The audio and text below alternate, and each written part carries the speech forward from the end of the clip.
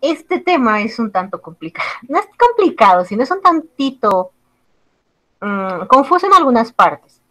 Pero si vamos entendiendo paso a paso todito, van a ver que es facilito. Pero necesito que estén concentrados. Porque si no se concentran, me van a decir que no he entendido nada. ¿Listo? Entonces necesito de su concentración. Este es el último tema del segundo parcial. Hasta aquí ya hemos acabado todo el temario que va a ingresar a su examen de la siguiente semana. Solamente me falta enviarles esta diapositiva y ya van a tener todo el material. ¿Listo? Entonces, comencemos. ¿Cómo voy a saber si una prueba diagnóstica es mejor que la otra? Por ejemplo, ¿a qué me refiero con prueba diagnóstica? El examen, la prueba rápida del COVID o la prueba de ELISA para el VIH. Entonces, ¿cómo sé cuál es mejor? Va a depender de va a depender de varias cosas, entre ellas su especificidad y su sensibilidad, lo que me van a permitir conocer con qué certeza el resultado de la prueba es verdadero, ¿ok? Para esto tengo que hablar de algunos conceptos. Por ejemplo, eficacia. La eficacia de una prueba diagnóstica va a depender ¿de qué? De que sea capaz de detectar verdaderamente si estamos enfermos o no. ¿Listo? Entonces, esa es eficacia, se entiende, ¿verdad? ¿Cómo voy a saber si una prueba es eficaz? Tiene que ser capaz de detectarme la enfermedad. En otras palabras, eso es. Para la eficacia, vamos a hablar de 4 términos: sensibilidad, especificidad, valor predictivo positivo y valor predictivo negativo. ¿Listo? Entonces, ¿cómo voy a saber si mi prueba es eficaz? Tiene que tener estas cosas: sensibilidad, especificidad, valor predictivo positivo y valor predictivo negativo. Vamos a empezar con la sensibilidad. Cuando hablamos de la sensibilidad, bueno, de las pruebas, vamos a hablar sobre la validez interna y la validez externa. ¿Qué es la validez interna? Este subtítulo está mal. Así simplemente. Entonces, esto está asociado a la validez, ¿listo? Entonces, o la eficacia, perdón. Entonces, la validez interna es la sensibilidad y la especificidad. ¿Listo? Entonces, validez interna, ¿qué es? Sensibilidad y especificidad. ¿Qué es la validez externa? El valor predictivo positivo y el valor predictivo negativo. La validez interna son las pruebas que le hacemos a nuestra prueba diagnóstica para ver si es capaz de detectarnos los casos positivos. La validez externa es cuando nosotros llevamos esta prueba al campo poblacional, o sea, cuando llevamos esta prueba a nuestra población. ¿Listo? En la validez externa voy a tener el valor predictivo positivo y el valor predictivo negativo. Hasta aquí, ¿cómo vamos? ¿Vamos bien? Doutora, sim, pode. Ok. Só esse depois que VPP, que não entendo. El PPP, valor predictivo positivo. VPN, valor predictivo negativo. Ahorita vamos a ver qué son. Aquí está.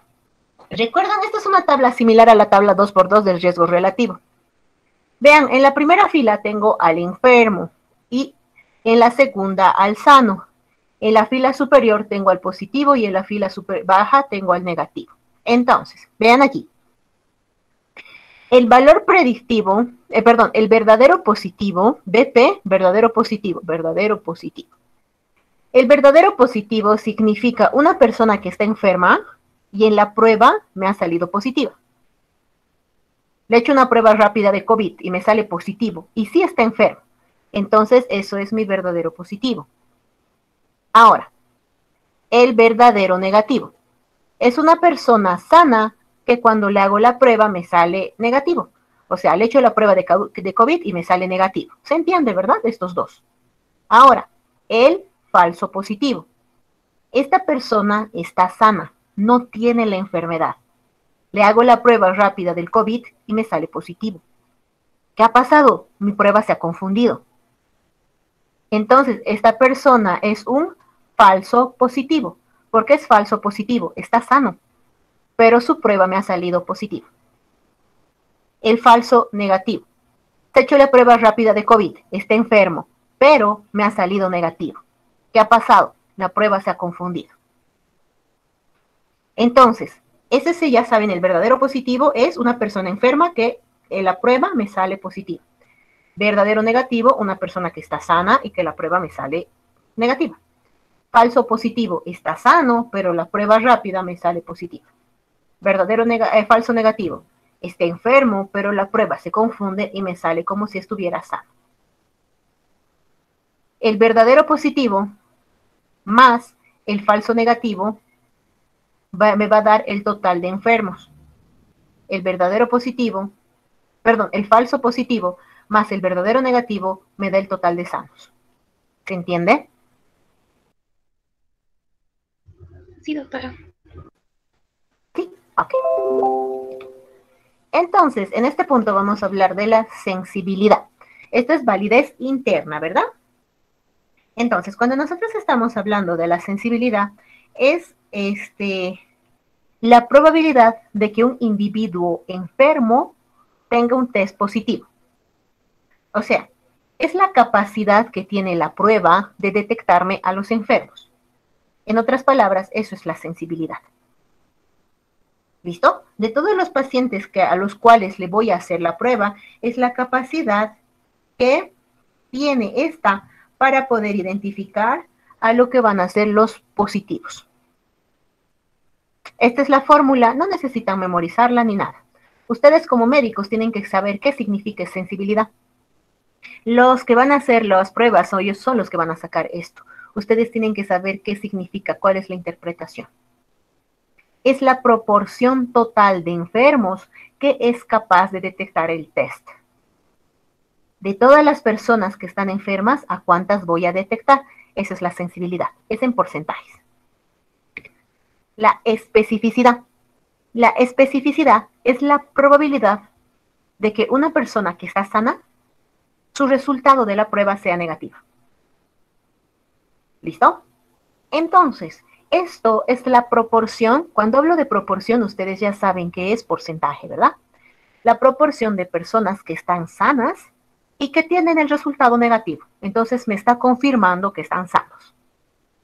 ¿Listo? Entonces, la sensibilidad busca a los enfermos. La especificidad busca a los sanos. ¿Se entiende? Sí, doctora. Sí, doctor.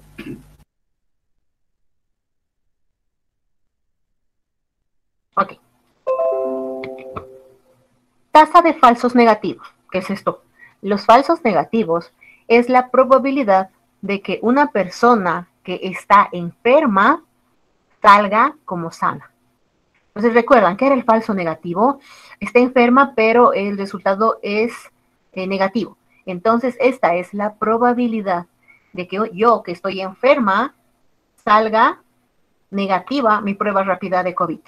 Pero yo estoy enfermo, pero mi prueba se ha confundido y me está sacando como sana. Esa es la tasa de falsos negativos. Obviamente, dime. Doutora, tinha passado muito em Brasil, quando a ido a ser exames, estava lá e todos reclamavam que sempre dava negativo para todos.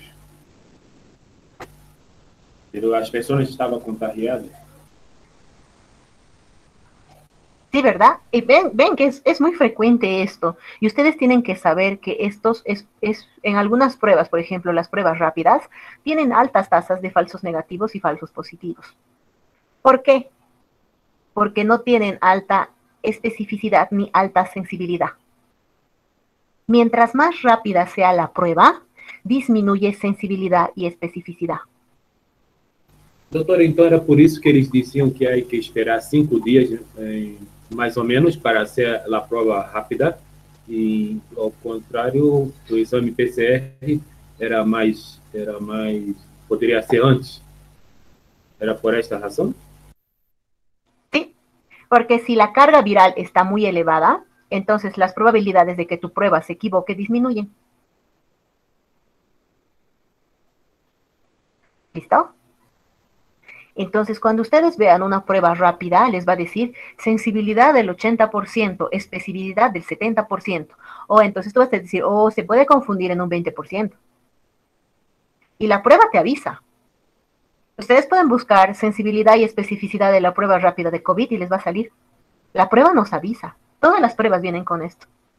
Por eso ustedes tienen que saber qué significa. ¿Listo? No necesitan memorizar la fórmula. Ustedes no la van a sacar. Necesitan saber qué significa. Necesitan la interpretación. ¿Ok? Doutora, mas nesse caso não teria que ser, o exame não teria que ser porcentagem de erro 5% ou não? Mientras más cara y elaborada sea tu prueba, la sensibilidad y la especificidad van a subir. La prueba rápida es económica, entonces las oportunidades de falla aumentan. La prueba, por ejemplo, de antígenos aumenta la sensibilidad y la especificidad. Lamentablemente sí, Alina, pero va a depender. Tú tienes que saber elegir bien qué pruebas vas a pedir o en qué momento. Por ejemplo, la prueba rápida de COVID, si nosotros esperamos los 5 días, aumentamos la sensibilidad de la especificidad. Entonces, con la prueba barata vamos a tener buenos resultados. Esto de las pruebas nos ayuda a elegir bien. ¿En qué momento vas a pedir la prueba o qué prueba tienes que pedir? Si tú la pides de forma correcta, cualquier prueba, hasta la más barata, te va a servir bien. ¿Listo? ¿Se entiende, verdad? ¿Hay alguna otra duda, pregunta?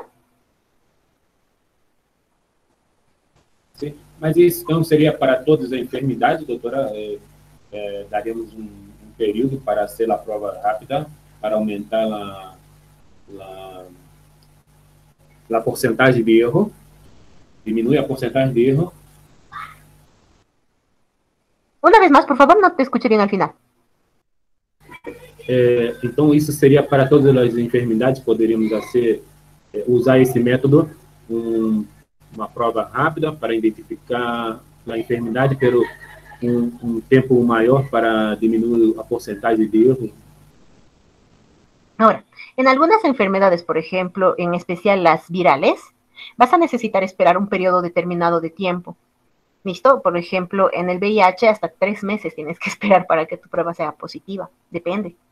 ¿Listo? Pero en otras, por ejemplo, en otro tipo de pruebas no vas a necesitar esperar tanto tiempo. Va a depender también del tipo de enfermedad que quieras estudiar. ¿Listo? Entonces va a depender también de eso. Ok. Las tasas de falsos positivos.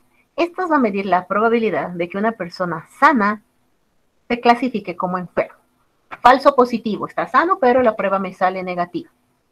Estas 4 tú dices, ya, ok, entendido, muy bien, perfecto. Razón de probabilidad o verosimilitud positiva. Esta nos va a comparar la probabilidad de que una persona enferma tenga un resultado positivo versus la probabilidad de que una persona sana tenga un resultado positivo. En otras palabras, me quiere comparar cuál es la probabilidad de que mi prueba diagnóstica encuentre al verdaderamente enfermo. Esa es la razón de probabilidad o verosimilitud positiva. Va a agarrar mis dos grupos de datos positivos y me va a decir, ¿cuál es la probabilidad de que mi prueba encuentre al que está verdaderamente enfermo? Esa es la verosimilitud positiva. ¿Listo? Ahora, esta prueba es muy útil porque nos permite conocer, cuánto es más probable que un resultado positivo venga de una persona enferma versus que venga de una persona con un resultado falso positivo. Este resultado, esta diferencia, tiene que ser mayor de 1, porque si es mayor de 1, significa que las probabilidades de que la prueba se equivoque son bajas. ¿Listo? Entonces aquí me compara cuáles son los verdaderamente enfermos. Si mi resultado es mayor de 1, significa que mi prueba es muy buena detectando a los enfermos. Si tengo la positiva, obviamente va a existir la negativa. Esta va a ser una comparación entre la probabilidad de una persona enferma, que una persona enferma tenga un resultado negativo, versus que una persona sana tenga un resultado negativo. Entonces, me mide la probabilidad de que una persona que tenga el resultado negativo está verdaderamente sana. Se dice que el resultado tiene que ser menor de 1. Mientras más chiquito es el resultado, mejor es la prueba. ¿Listo? ¿Tienen alguna pregunta de la probabilidad de la verosimilitud positiva o negativa? ¿Vamos bien? Sí. Aquí. ¿Todo? Sí, claro. El valor predictivo positivo es la proporción, o sea, el porcentaje de todos los que están verdaderamente positivos. De todos los que me han salido positivos, ¿cuáles están de verdad positivos? ¿Cuáles están enfermos de verdad? Por eso se llama valor predictivo positivo. Si tengo el positivo, hay el negativo. Esta me mide de todos los que están sanos con la prueba, o sea, prueba negativa, cuáles están verdaderamente sanos. Ese es el valor predictivo negativo. ¿Listo? Es la proporción que tiene la prueba de encontrarme a los verdaderamente sanos. La eficacia. Me dice, de todos mis resultados, ¿cuáles son resultados válidos? ¿Cuáles son los verdaderos positivos y cuáles son los verdaderos negativos en otras palabras? Los otros sabemos que se ha podido equivocar. ¿Listo? Entonces, se dice que la sensibilidad es, bueno, para alcanzar el 100% tengo que sumar la sensibilidad más las tasas de falsos positivos, y para falsos negativos, perdón. Y para la especificidad se le suma la tasa de falsos positivos. Ahora, la relación entre la prevalencia y los valores predictivos. ¿Qué significa esto? Han visto que yo, conociendo estos datos de una prueba diagnóstica, puedo ver cuán frecuente puede aparecer los casos de una enfermedad. Ahora, saben que la prevalencia me mide el total de casos de una enfermedad, ¿verdad? ¿Cuántos casos tengo? Casos nuevos y casos antiguos, ¿cuántos tengo? Entonces, lo que va a hacer esto es agarrar a los valores predictivos. Mientras más elevada es la prevalencia de la enfermedad, entonces voy a tener mayor oportunidad de encontrar casos positivos. Por ejemplo, en el grupo, digamos que son 50 personas. Y de las 50, 40 ya han tenido COVID. ¿Listo? Entonces, el 80% de ustedes ya ha tenido COVID, yo incluida. ¿Listo? Entonces, toditos ya hemos tenido COVID, solo hay 10 que no tienen. Si yo hago pruebas de antígenos para ver anticuerpos, como somos de los 50 que somos, 40 ya hemos tenido, entonces las probabilidades de que encuentre a una persona con antígenos son elevadas. ¿Por qué? Porque el 80% de nosotros ya tenemos los antígenos. ¿Listo? A eso se refiere con la relación de la prevalencia. Mientras más elevada es la prevalencia, es más posible que yo encuentre casos positivos. ¿Ok?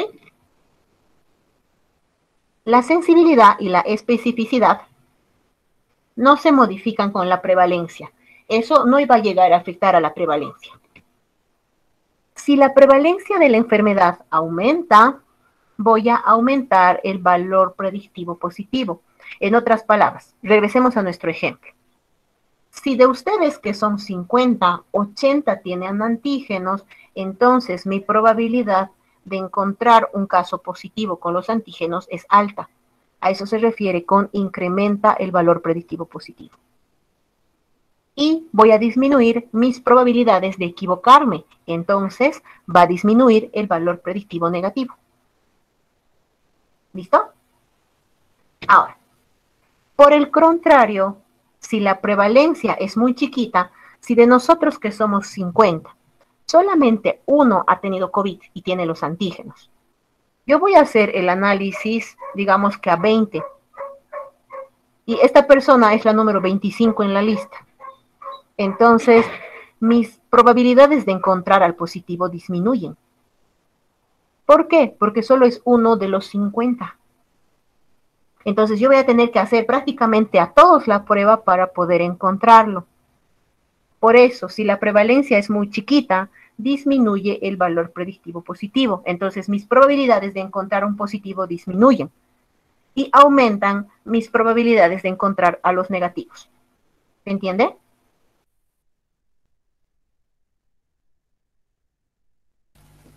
Sim, doutora.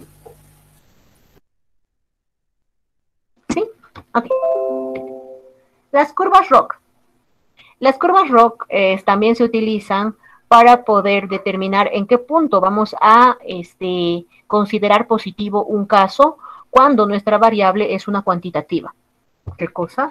Por ejemplo, si el diagnóstico de diabetes yo lo hago en 126 miligramos por decilitro, entonces digo, todo aquel paciente que tenga una glicemia en ayunas mayor a 126 miligramos por decilitro tiene diabetes. ¿Listo? Ahora, ¿cómo se ha llegado a determinar este punto? Mediante estudios que me han dicho que superiores a esto estoy asociado con la enfermedad. Ahora, si yo voy a elevar la línea de corte, o sea, aquí, voy a decir, no, yo no voy a diagnosticar con 126, voy a diagnosticar con 150. Entonces, tengo la probabilidad de perder muchos casos aquí. Voy a perder a muchos diabéticos. Ahora, si esta línea yo la voy a bajar mucho, entonces el azúcar a veces puede subirse porque estoy comiendo mucha miel o estoy comiendo mucha azúcar o he comido pacay o lo que va a ser chirimoya en abundante cantidad. ¿Listo? Entonces, todos aquellos alimentos que tengan un índice glucémico elevado me van a subir mis niveles de azúcar sin que sea diabetes, va a ser una elevación temporal. Si yo esta línea la bajo, digamos, hasta 120, entonces tengo mayor riesgo de equivocarme en mi diagnóstico. Pero si subo mucho mi línea, el riesgo es de que deje libres a muchos pacientes o que deje sin diagnóstico a muchos pacientes. ¿Listo? ¿Se entiende esto? Sí, doctora.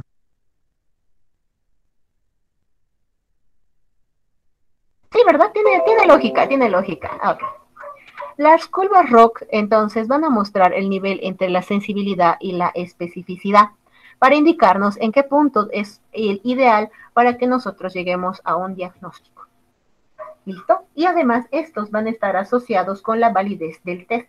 Y mientras más elevadas sean mis curvas, mejor es mi prueba. El likelihood ratio. El likelihood ratio es la probabilidad de diagnóstico en el cual yo voy a determinar qué porcentaje qué datos o qué signos voy a esperar para pedir una prueba. Por ejemplo, tenemos un paciente con COVID, ¿listo? ¿Qué sintomatología voy a esperar para pedirle una prueba de antígenos? Entonces, digamos, voy a esperar que su enfermedad haya pasado hace más o menos 10 días. Voy a esperar voy a ver la sintomatología, si tiene signos de dificultad respiratoria, fiebre, todo eso. Entonces, cuando yo llegue, voy a decir, necesito 5 signos para pedirle la prueba. Encuentro los 5 signos y, ok, he pasado el umbral de la prueba, voy a hacer la prueba voy a solicitar una prueba para confirmar la enfermedad. Ahora, una vez que tengo la sintomatología más la prueba positiva, voy a hacer el tratamiento. Ese es el likelihood ratio. ¿Listo? ¿Qué cosas yo voy a esperar para pedir una prueba diagnóstica y qué cosas yo voy a esperar para pedir un tratamiento? Hasta aquí, ¿vamos bien? Antes del cribado, ¿verdad? Ahorita vamos a hablar recién del cribado. ¿Dudas, preguntas, algo? Antes del cribado, ¿podría volver a explicar, doctor? Esa partita no la entendí.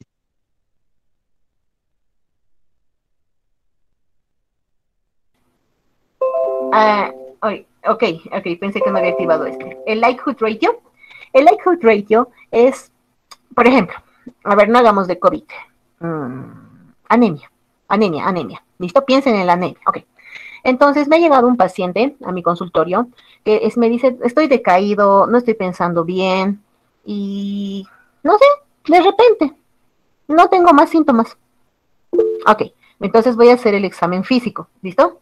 Voy a ver, revisar todo lo que yo pueda y voy a revisar mucosas y todo lo demás. Al revisar mucosas voy a ver que tiene palidez. Entonces, ya puedo sospechar de una anemia. Voy a decir, ok, tengo los antecedentes de que está cansado, de que no puede concentrarse ni nada, asociado al examen físico. Entonces, con estas 3 características es suficiente para que yo pida una prueba diagnóstica.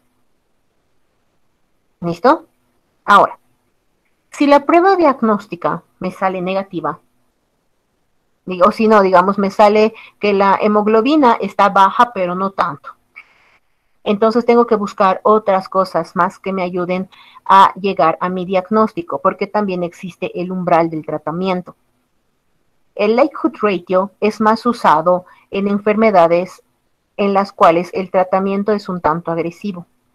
Por ejemplo, el tratamiento del cáncer.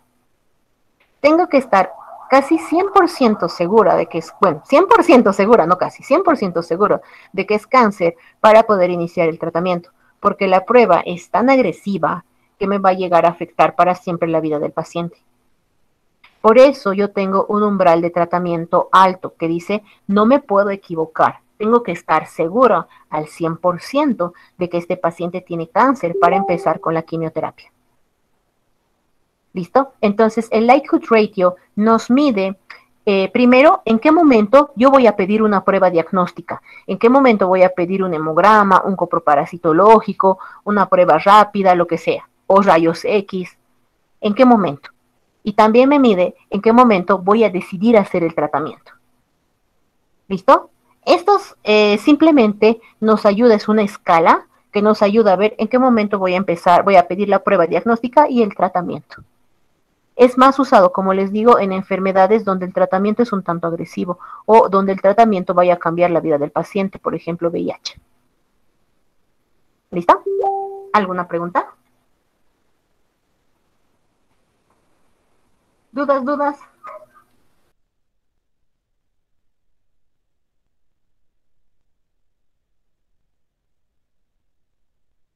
¿Dudas? ¿Algo?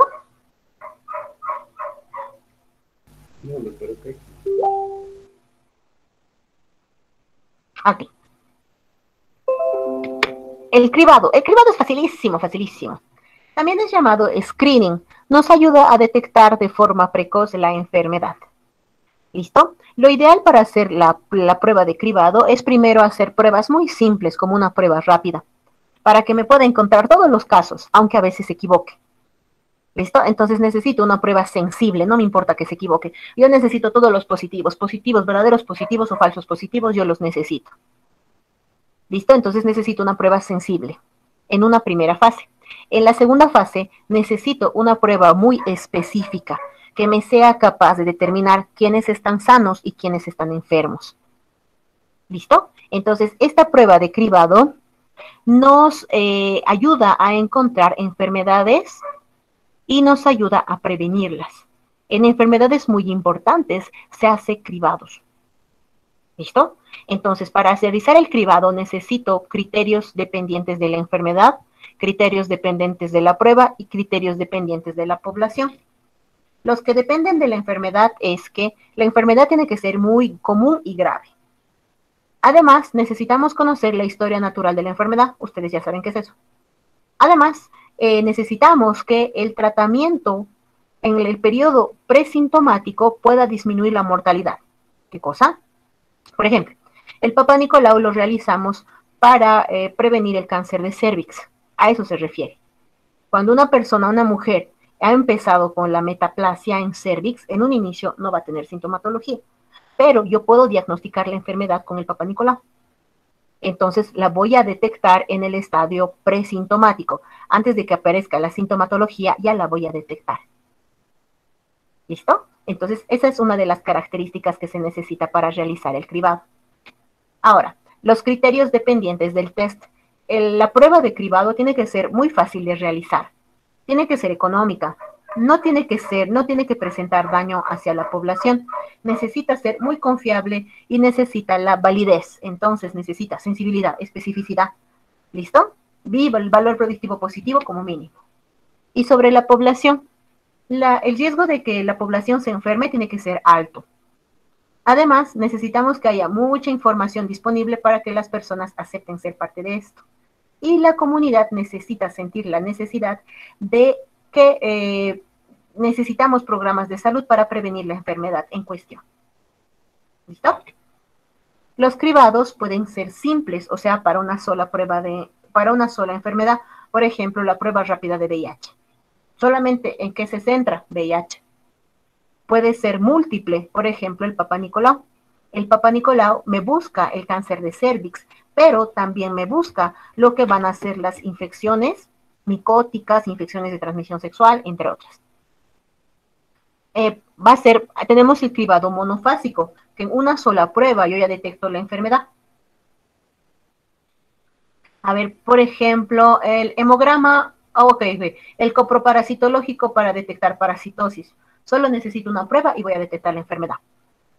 El multifásico es en varias fases. En un inicio voy a usar pruebas sensibles, pero no específicas. Por ejemplo, prueba rápida. Y una vez que tenga los positivos, voy a usar pruebas específicas. Entonces, por ejemplo, para el VIH sería en una primera etapa, prueba rápida de VIH. En una segunda, Western plot. Para el COVID, prueba rápida de COVID. Para la segunda sería un PCR. ¿Listo? Entonces, en el multifásico voy a necesitar, en otras palabras, una prueba barata y una prueba cara. Ahora, también puede ser el cribado, podemos tener el cribado ocasional. Por ejemplo, yo me estaba sacando una prueba de sangre solamente por control y me han descubierto que tengo anemia y problemas renales. ¡Chan! Ha sido ocasional, no ha sido planificado, no tengo sintomatología, no tengo nada. El cribado sistemático es cuando está dirigido hacia un grupo poblacional. Por ejemplo, el Papa Nicolau. Es para las personas, para mujeres en edad reproductiva. El cribado no selectivo para toda la población. Por ejemplo, ahora prueba rápida de COVID. El selectivo a solo un grupo de riesgo. Prueba rápida de VIH en trabajadoras sexuales. El selectivo, entonces ese era el selectivo, perdón. El precoz, cuando me puede detectar la enfermedad desde un inicio. En algunos casos, en algunas enfermedades, ahí incluso podría ingresar la prueba rápida, por ejemplo, para el enterococo. ¿Listo? Y el tardío, que solamente me va a encontrar casos antiguos. Entonces, como resumen, podemos decir que la sensibilidad y la especificidad es la capacidad de una prueba de detectar correctamente a las personas enfermas y a las personas sanas. ¿Listo? Entonces, la sensibilidad y la especificidad no dependen de la prevalencia de la enfermedad. Entonces, especificidad me mide cuál es la proporción de sanos. ¿Listo? Si me dice que es una prueba que tiene una especificidad del 90%, significa que de todos los que me va a salir la prueba negativa, el 90% van a ser verdaderamente sanos y voy a tener un 10% que pueden ser errores. Entonces, cuando ustedes lean, la prueba tiene una especificidad del 90%. ¿Qué me busca especificidad? Sanos. Entonces, de todos los pacientes que me van a traer la prueba negativa, solo el 90% van a ser verdaderamente sanos. Puede equivocarse en un 10%. ¿Listo? ¿Se entiende esta parte?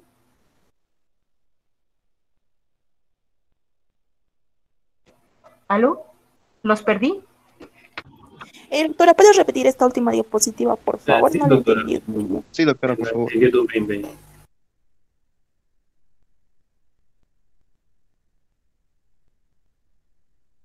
Ok. Entonces, hemos dicho, especificidad, ¿qué me busca? Sanos, ¿verdad? Sensibilidad, ¿qué me busca? Enfermos. Ahora sí, si su prueba, digamos, están haciéndose una prueba rápida de COVID, ¿ok? Y la prueba, cuando ustedes lean, dice, esta prueba tiene una especificidad del 90%. Listo, 90%. ¿Qué significa?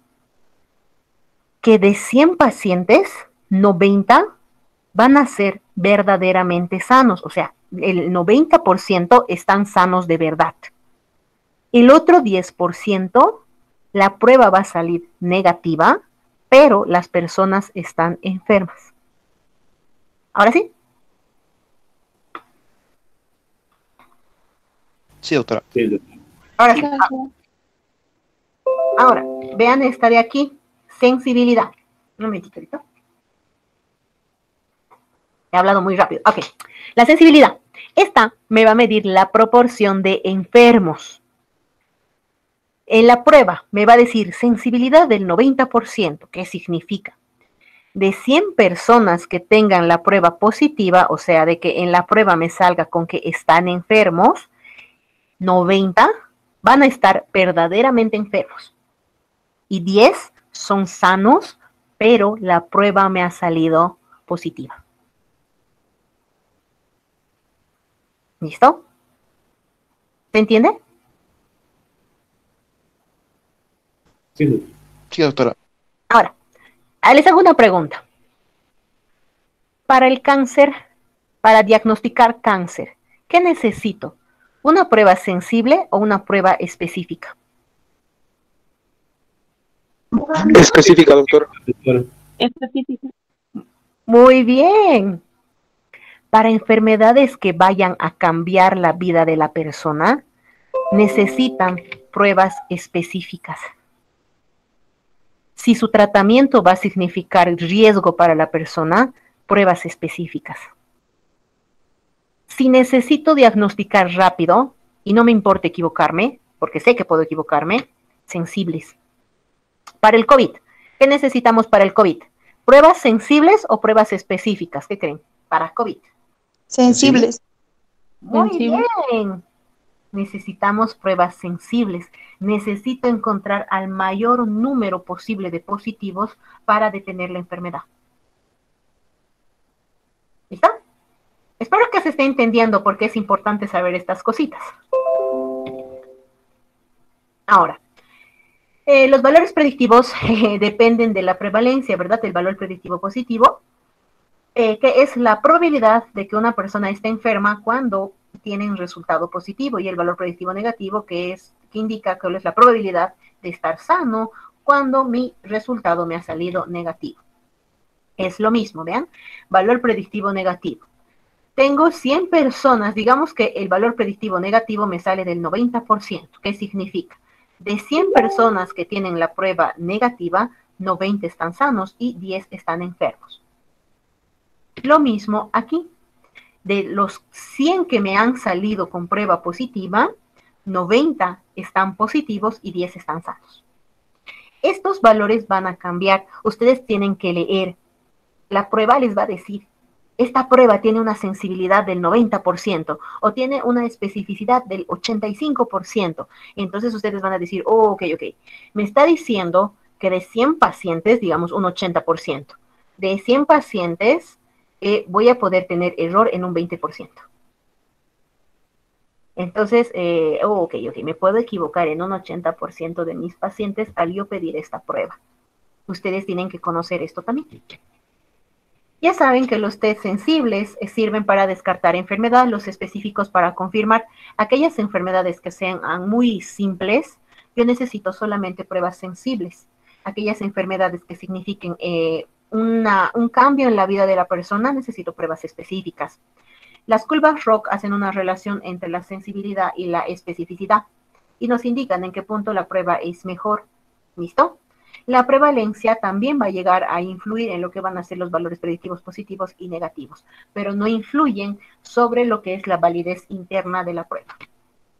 ¿Tienen alguna pregunta? Porque hablo rápido, pero no tanto. Las medidas de tendencia central, no se olviden que es un parámetro y que es un estadístico, por favor. Ya saben que el parámetro trabaja con la población, mientras que el estadístico trabaja con lo que va a ser la muestra. Ok, así, gracias. Así. Ajá, y no me deja presentarme. Un momentito, ahora sí. Me está haciendo renegar esto.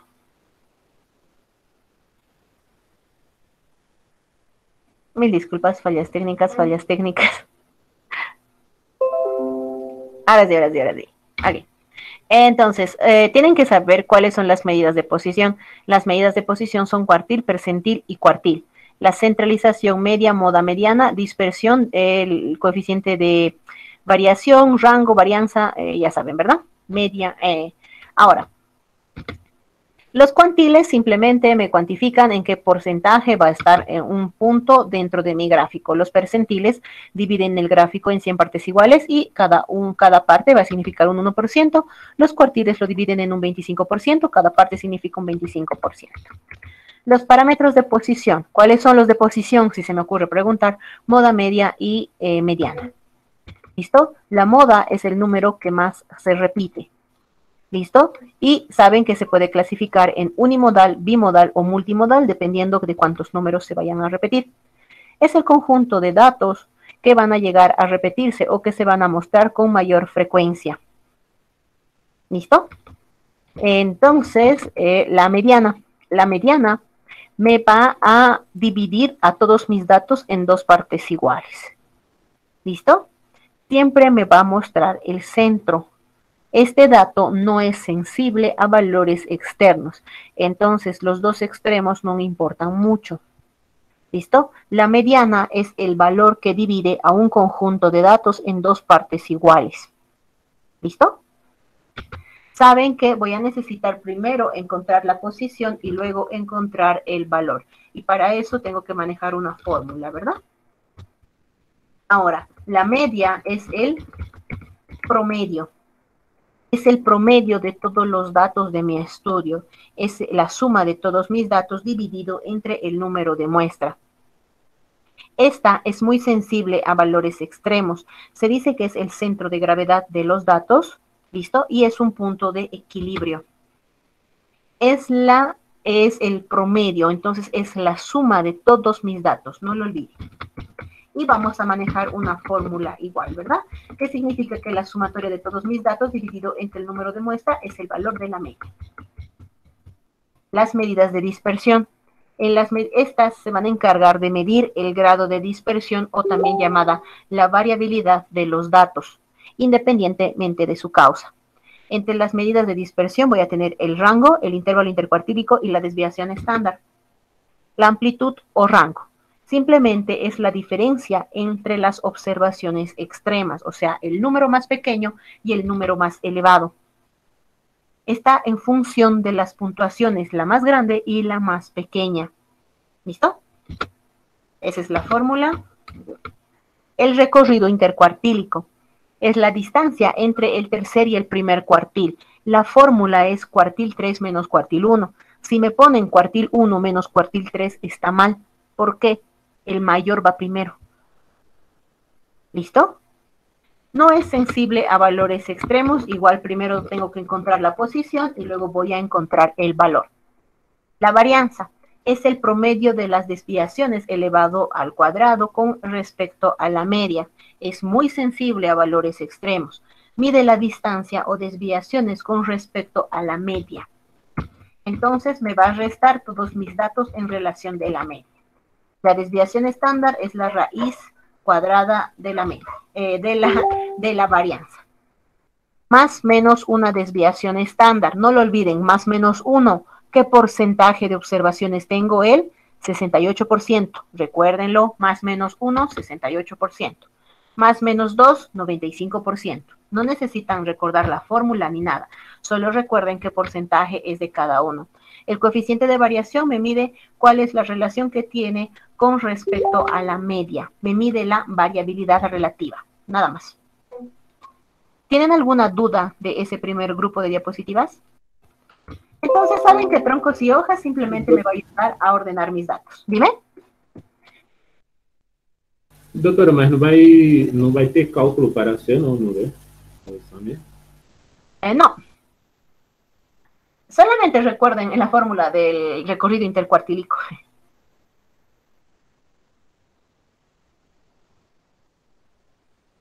Como consejo. Ok. No hay ejercicios, es más teórico. Entonces, esto sí tienen que saber. El resumen con 5 números, también llamado el diagrama de Tukey o el diagrama de caja. ¿Qué valores voy a analizar aquí? ¿Qué datos necesito para hacer mi gráfico de cajas?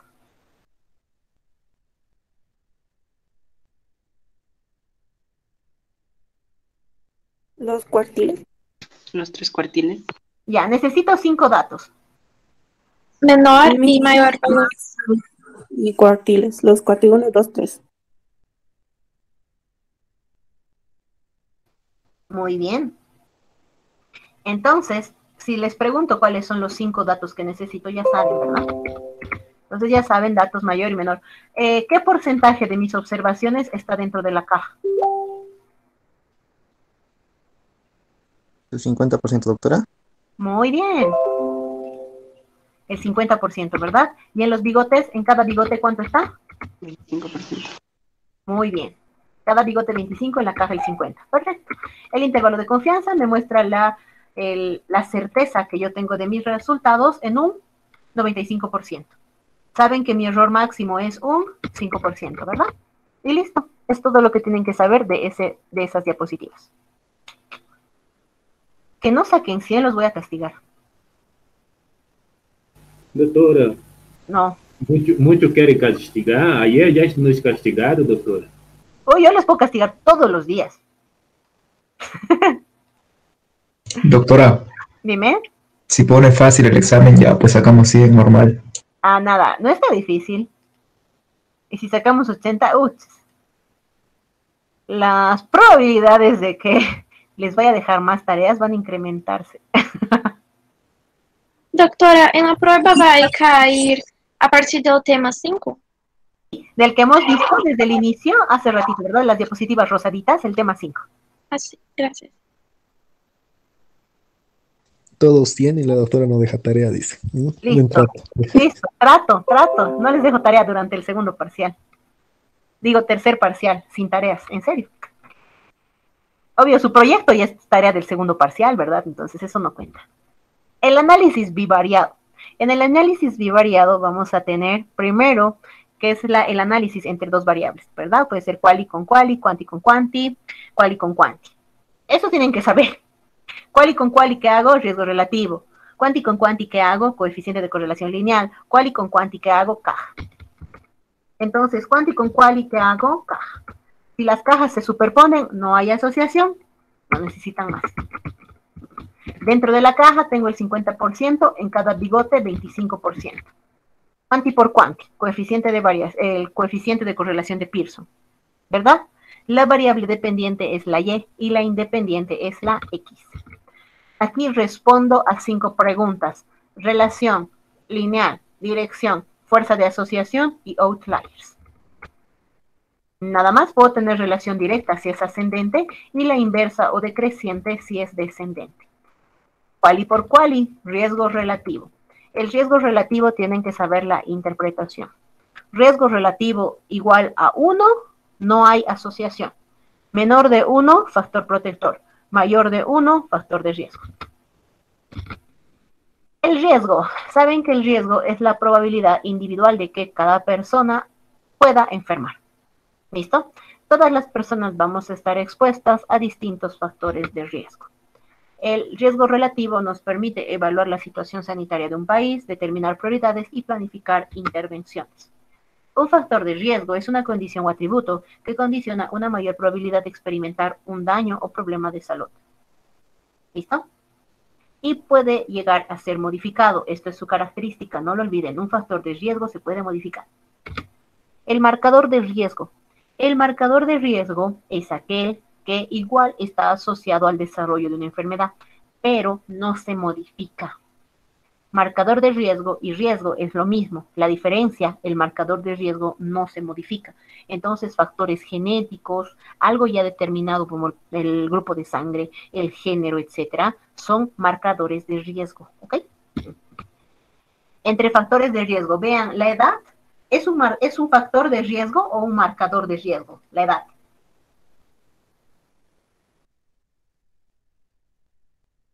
Factor de riesgo, doctora. Factor de riesgo. La edad, ¿qué creen? ¿Marcador de riesgo o factor de riesgo? Factor de riesgo. Fator de risco, doutora. ¿Puedo modificar la edad? No, doctora. Entonces, ¿cuál es? Marcador de riesgo. Muy bien, no se olviden. A propósito lo he hecho para que se confundan. Es un factor de riesgo, pero es un marcador también. La herencia, los genes, ¿qué es? ¿Marcador o factor de riesgo? Doctor, Marcador. Marcador de riesgo, doctora. Marcador, ¿verdad?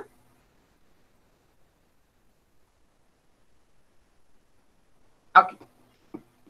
Entonces, saben que los marcadores de riesgo son igual factores de riesgo, igual son factores de riesgo, solamente que no se van a modificar. Y como no se modifican, van a tener otro nombre, marcador de riesgo. Son lo mismo. ¿Listo? pero les consideramos como marcador cuando no se modifica. Entonces, la contaminación, fumar, beber, entre los factores de riesgo tengo los ambientales, como contaminación, mala eliminación de excretas, otros de comportamiento, fumar, beber, hábitos alimentarios, socioculturales, educación, religión, económicos asociados a los ingresos, etc. ¿Listo?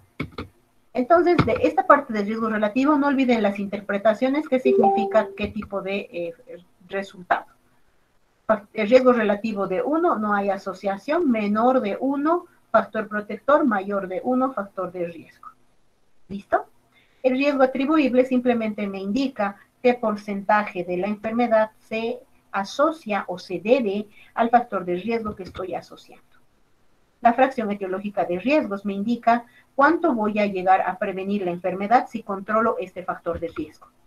El odds ratio. En los estudios transversales, longitudinales y caso control puedo sacar riesgo relativo. En el transversal y en el longitudinal, el odds ratio, nada más. Y la interpretación es lo mismo. Mayor de 1, más factor de riesgo, 1, no hay asociación, y menor de 1, protector. La etiológica de riesgos, igual me indica qué porcentaje de la enfermedad voy a prevenir si controlo este factor de riesgo. ¿Preguntas? Doctora, disculpe, trato de descargar el archivo del tema 7, análisis univariado, pero dice que usted está eliminado del grupo. No puedo descargar ese tema. Voy a volver a subir las diapositivas. Ok, doctora, gracias. ¿Listo? Por si acaso hay alguien que no tenga algo, lo voy a volver a subir todito. Qué raro, no lo eliminé. Gracias, sí, está eliminado, no podemos descargar. Extraño. Igual, lo voy a volver a subir todo. Gracias, doctora.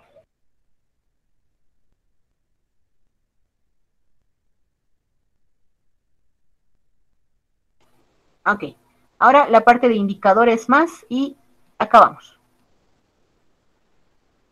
Les dije, hacemos resumen en 5 minutos o menos. Ya quisiera de otras materias poder hacer así. Ok. ¿Qué es salud? Saben que salud es el completo estado de bienestar físico, mental y social, y no solamente la ausencia de afecciones o enfermedades. Para hablar de indicadores, tengo que hablar de primero algunos conceptos generales, como por ejemplo lo que es medición, medir y medición. ¿Listo? Medir es aplicar una escala a una variable o conjunto de variables, y la medición es el acto de medir, en otras palabras. Mortensen nos dice que los indicadores los podemos analizar sobre una persona analizando una variable o sobre un grupo de personas. Y cuando trabajamos sobre un grupo de personas, hablamos de prevalencias. ¿Listo? Entonces, lo que van a hacer las mediciones son generadas a partir de la observación de grupos o lugares y se usan para la generación o creación de los indicadores. Voy a poder clasificar estas mediciones en 3: consolidadas de salud, ecológicas y globales. Las consolidadas de salud, esto está asociado a los indicadores de una persona. ¿Listo? O sea, asociados a solamente las personas. Puede ser una persona o la población. Van a medir la salud de la población. Los ecológicos miden lo que nos rodea. Dónde estamos viviendo, el riesgo de contaminación, los vectores, entre otros. Y las mediciones globales están asociadas a la parte social y económica y política de un país. ¿Ok? Dentro de las globales voy a tener la densidad poblacional. La densidad poblacional es el número de habitantes en el territorio. El Producto Interno Bruto per cápita. Esto es cuánto dinero tiene mi población. Agarramos todos los ingresos del país y lo dividimos entre el número de habitantes y de esa manera voy a saber cuánto tengo. El Índice de Desarrollo Humano. Este va a analizar 3 datos: la esperanza de vida, la educación y el Producto Interno Bruto per cápita. La esperanza de vida, ustedes ya saben que es cuánto tiempo voy a vivir dependiendo del lugar donde he nacido. La educación, y esto se va a analizar el grado de alfabetización de los adultos. Y el Producto Interno Bruto, que ya hemos visto que es cuánto dinero tiene mi población. En base a esto vamos a obtener 3 resultados. Países con alto desarrollo humano, medio y bajo. Alto cuando es superior a 0.8, medio cuando es entre 0.5 y 0.8, y bajo cuando es menor a 0.5. los datos de nuestros países. Entonces, los indicadores de salud son medidas que nos van a permitir cuantificar y evaluar cuál es el estado de salud de la población. Son medidas de resumen que capturan información relevante sobre distintas situaciones en salud, ya sea la salud de la población o del sistema de salud. Entonces, como estoy analizando a la salud y al sistema de salud, entonces voy a conocer la situación sanitaria de un país. ¿Qué es el dato? Es la unidad más primaria, la base de toda la información. Cuando yo analizo y junto mis datos, voy a tener un indicador. Cuando analizo mi indicador, voy a tener información. Si interpreto mis indicadores, voy a tener conocimiento. ¿Qué se llama esto? Salud pública basada en evidencias. Entonces, un indicador es una medición que refleja una situación determinada en salud. Es una estimación de una dimensión determinada de salud en la población específica. Me permite conocer específicamente algo sobre la salud de la población. Los indicadores van a ser mediciones resumidas que capturan información sobre distintos atributos y dimensiones del estado de salud de la población y también el desempeño del sistema de salud. Intentan describir y monitorizar cuál es la situación de salud de mi población. Entonces, tenemos que los atributos son características o cualidades de la salud. Son dimensiones que pueden llegar a comprender la parte del bienestar físico, emocional, espiritual, ambiental, mental y social. Los indicadores siempre son dinámicos porque van a modificarse con el paso del tiempo. ¿Ok? Entonces, si les pongo que son estáticos, está mal, ¿verdad? Por ejemplo, saben que incluso las causas de muerte van cambiando con el paso de los años.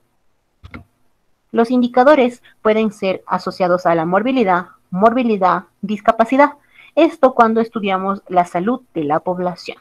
También tenemos los determinantes no biológicos, cuando estudiamos el acceso a los servicios de salud, la calidad de atención recibida, las condiciones de vida o los factores ambientales. Tienen que saber cuáles son indicadores positivos y negativos. Consejo. Los positivos saben que son aquellos que tienen una relación directa. Mayor el resultado, mejor la situación en salud.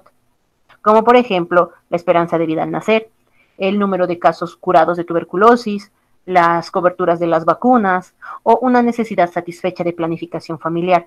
Entonces también tienen que conocer ejemplos por si acaso. Los negativos son aquellos que van a tener una relación inversa con el estado de salud. Entonces, mientras más es su resultado, peor es la situación de salud de la población. Ejemplos: mortalidad infantil, mortalidad materna, incidencia de SIDA, abandono del tratamiento de tuberculosis, entre otros. ¿Listo? Entonces, tienen que saber, les dije, cuáles son positivos, cuáles son negativos y ejemplos, obviamente. Los indicadores de salud van a ser, el uso, ¿para qué me van a servir? Me sirven para describir cuáles son las necesidades de salud, cuál es la carga de la enfermedad, entre otras cosas. Entonces, aquí vamos a hablar sobre las decisiones y las necesidades. Voy a ver cuáles son las necesidades y en base a estas voy a tomar decisiones. En la predicción o pronóstico, los indicadores de salud pueden usarse para prever resultados, entonces me sirve de pronóstico, porque me van a permitir analizar distintos factores de riesgo. ¿Vale? Explicación. Saben que la enfermedad no ocurre por una sola causa, son multicausales, entonces los indicadores me van a ayudar a entender por qué ocurren las enfermedades. Me ayudan para la gestión de sistemas y el mejoramiento de la calidad. Para la evaluación, porque me permiten evaluar distintas intervenciones de salud. Me sirven para la promoción de la causa, estar a favor o en contra de algunas prácticas, por ejemplo, medicina tradicional. Me sirven para evaluar o realizar una rendición de cuentas de todo el dinero que se ha invertido en esto. Para la investigación, el análisis y la formulación de hipótesis que expliquen las tendencias y las discrepancias observadas. Y los indicadores sensibles al género, que también me va a ayudar a entender cuáles son las diferencias entre lo que va a ser las diferencias entre las enfermedades y los factores de riesgo asociados al género. Saben que hombres y mujeres no vamos a tener las mismas enfermedades, ni vamos a sufrir de las mismas, ni vamos a tener las mismas causas de mortalidad. Entonces, ¿cuál va a ser un buen indicador? Un buen indicador va a ser aquel que sirva, que me va a dar respuestas y está creado con un propósito muy bien definido. Necesita validez, que mida lo que tiene que medir. Necesitamos la confiabilidad. ¿Listo? Además, necesitamos la especificidad y la sensibilidad. ¿Qué es la especificidad? Que mide lo que tiene que medir. ¿Qué es la sensibilidad? Que mide los cambios en los fenómenos que tiene que medir. También necesita una mensurabilidad. ¿Qué significa? Que si yo voy a tener los datos disponibles para poder generar mi indicador. Los indicadores también necesitan ser relevantes, o sea, necesitan ser importantes y poder brindar respuestas claras. Necesita ser costo efectiva. ¿Qué es esto? Que no me va a significar mucha pérdida de dinero. Necesita integridad, que todos los datos estén muy completos. Necesita consistencia interna. Significa que los datos sean coherentes. Transparencia, que yo no estoy mejorando para nada mis indicadores. Mis indicadores son 100% reales. Difusión. De nada me sirve generar indicadores y no difundir los datos encontrados. Y dinamismo, como les decía, es algo dinámico, no es estático. Todo el tiempo va a ir cambiando y mejorando. Entonces, la calidad también la vamos a poder monitorizar, ¿listo? Y fijar para ver cómo vamos a controlar que sea indicadores de buena calidad. Esto va a depender de la oportunidad y la frecuencia de la frecuencia de realización de los indicadores. Además, yo voy a hablar de que tengo buenos indicadores cuando el sistema de información es muy bueno. La validez. Yo hablo de que mis datos son válidos cuando no tengo errores y mis datos son lo más verdaderos posibles. Vamos a tener una validez interna y una validez externa. La validez interna es el grado en el cual los resultados son válidos, no hay errores. La validez externa es cuando tienen reproductividad. La validez interna, sin errores. Validez externa, si hay otro grupo de personas que va a realizar el mismo indicador usando los mismos datos, va a poder tener los mismos resultados. ¿Listo?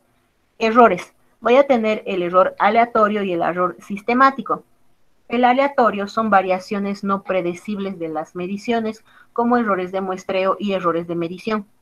El sistemático nos habla de sesgos. Estas son predecibles, entonces yo puedo de alguna manera intentar corregirlas. ¿Listo? Los sesgos que intervienen con la validez son sesgos de selección, información y confusión. ¿Qué tipos de sesgos tenemos? Selección, información y confusión, ¿verdad? El conteo. El conteo simplemente es cuántas veces se está produciendo un evento en la comunidad. ¿Dudas?